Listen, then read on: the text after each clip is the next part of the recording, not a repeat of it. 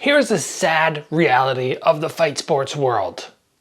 Many fight gyms are going to leave your striking skills feeling stuck in quicksand. You're going to be at the gym, you're going to be putting in the hours, you're going to be breaking the sweat, shedding the tears from the hard work you're doing, and still you feel like that skill level is not increasing at the speed you want. I'm going to help you today figure out if your coach is hindering your performance with these 5 things they aren't doing at their gym. First off, it needs to be said that we are so lucky nowadays. When we want to learn something, when we want to self-improve, we have the internet.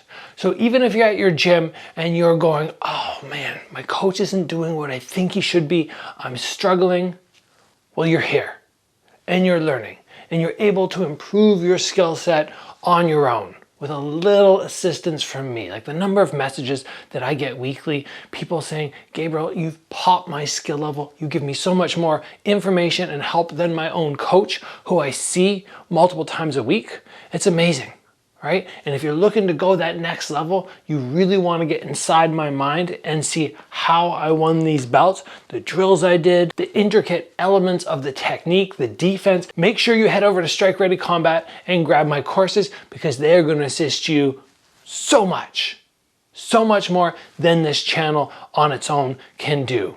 So let's move in and let's talk about some things your coach might not be doing, which is going to hinder your performance, your improvements. Number 1 is they are teaching everybody in the same class the same way. Now, I understand that as a coach, there's a need to do this to a certain extent because yes, there's one of you and maybe 15, 20, 30 people there, and you can't cater to everybody too much. But many coaches teach everybody the exact same way. Everybody in the class is doing this, or everybody in the class is doing this. And what we have to have is a coach who's able to recognize the strengths and weaknesses of different students and make small adjustments.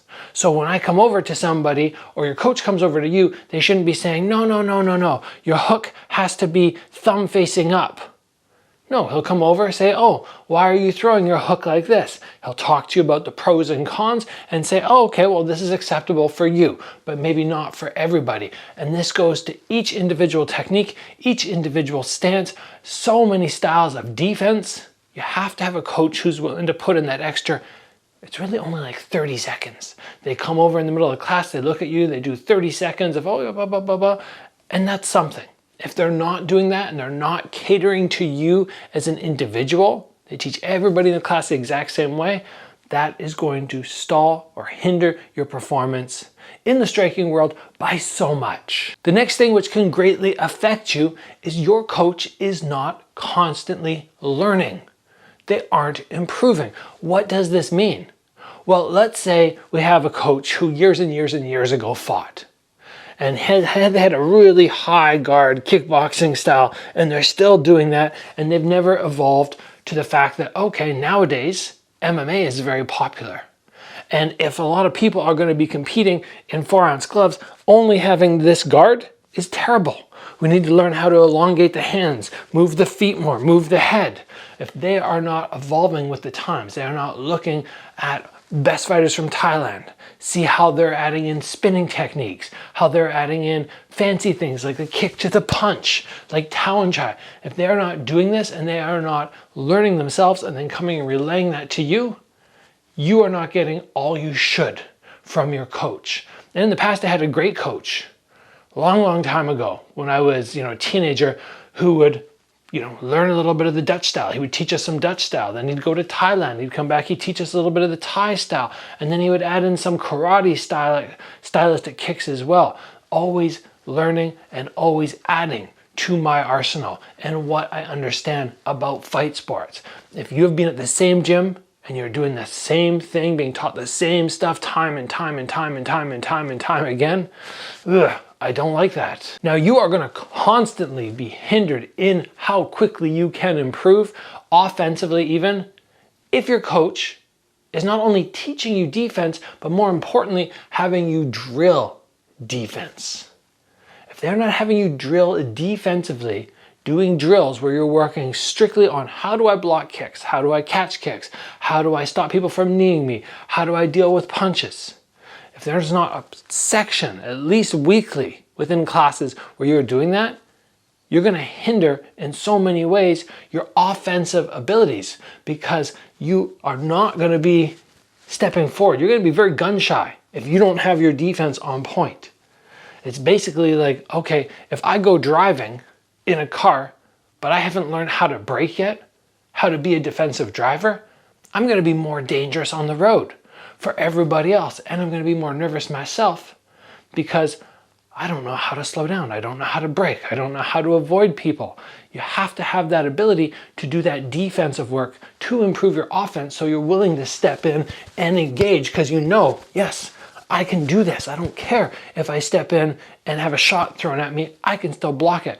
So if you're not doing defensive drilling, however, I do have a great defense course which will help you. So that's always an option. If you love the gym that you're at, like I like the people there, I like the atmosphere, I like so many elements, I'm just not getting enough defense, well, you can work around that, I suppose. Now, the number of times I have seen instructors teach a class, but it's basically the students are doing everything alone. It's like a solo training class, even though there's lots of people there.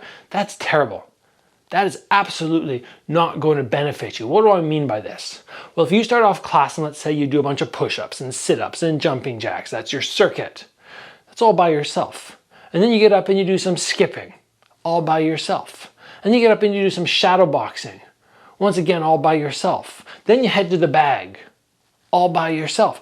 You could make a class, time and time and time again, where there's no drilling, there's no pad work, there's no sparring, there's no defense work. That kind of stuff should be the forefront of a class. And if you are not getting that in abundance, then yes, your coach is hurting you. He's stalling that performance because everything that I just mentioned that's solo training, you can do that at home. Most people can, even if you don't have a bag. You can still do a lot of that work at home and you're not there for that. That's just calorie burning exercises, not necessarily what are gonna pop that skill level up high. Now this last one I hope is not too common, but I do get messages fairly frequently about it. And this is when the coach goes in and he starts sparring with everybody else. Now you might be thinking, oh, that's a great thing. Of course, sparring with my coach is gonna benefit me, and it should, it really should. Unless we have a coach who goes in and is only interested in showing off his skills and beating up his students. You might be going, that doesn't happen. It does. It does happen. I've seen it happen. I've heard about it happen. I get messages about it happening. If the coach is going in and he's creating fear for you when you start to do your sparring, that is hindering you. You want a coach who, yes, will show you that your skill level is not nearly as high as him. You know, he'll tap you a few times when you rush in. He'll move his head. He'll go, oh yeah, I would have got you there. But you're not building fear based off those sparring sessions. You are building understanding and knowledge of how you need to improve. But there are coaches out there who have the big head and they are going to spar only to show their students how much better they are. And they don't care if they hit you to the body and knock the wind out of you, or if you leave with a bit of a headache, as long as they are way up here. And that is going to make you gun shy. It's going to make you question if you're actually improving. You don't want that. So yes, of course, when I spar with my students, I don't just stand there and let them roll over me. I make it hard, I challenge them, but I always give them opportunities. I give them the ability to recognize what mistakes they're commonly making, and I try to make it fun for them. So they want to come back and they want to do it again, and next time I put my gloves on, they're like, yeah, we get to spar with him again. That's what you should be feeling. But if your coach is making you feel bad about yourself or you're leaving feeling beat up, that's going to hinder you, and you do not want that. Now, like I said at the beginning of the episode, if you have a great gym with a great atmosphere, great people there, and your coach is not doing everything for you that I listed today, well, yes, you could go and find another gym, but you could stay there and just do some extra work yourself. Make sure after class you're grabbing one of your buddies and doing a little extra drilling. Make sure that you're doing the YouTube videos, doing the online courses, which I have. All of that is going to help. But if your coach is doing 5 of these things, which I said today, or not doing them, depending on what we're talking about, it might be time to try and find another coach. Just my opinion, but I'm trying to look out for everybody here and help you guys improve as quick as possible.